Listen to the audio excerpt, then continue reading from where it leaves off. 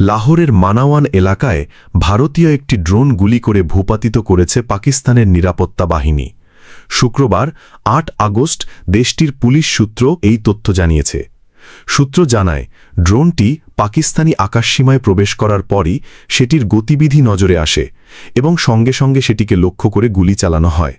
ড্রোনটি ভূপাতিত হওয়ার পর সেটি উদ্ধার করে নিরাপত্তা বাহিনীর হেফাজতে নেওয়া হয়েছে।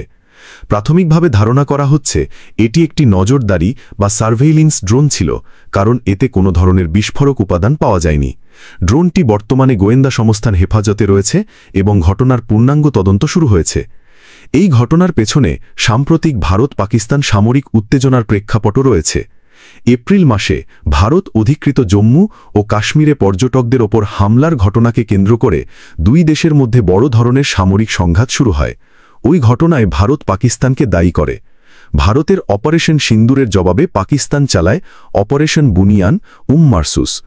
ওই অভিযানে পাকিস্তানের সেনাবাহিনী ৬টি ভারতীয় যুদ্ধবিমান, যার মধ্যে ৩টি রাফাল এবং একাধিক ড্রোন ভূপাতিত করে। টানা ৮৭ ঘণ্টার ওই সংঘাতের অবসান ঘটে ১০ মে ২০২৫ তারিখে যুক্তরাষ্ট্রের মধ্যস্থতায় অস্ত্রবিরতি চুক্তির মাধ্যমে। প্রেসিডেন্ট ডোনাল্ড ট্রাম্প নিজেই সামাজিক মাধ্যমে এই অস্ত্রবিরতির ঘোষণা দেন।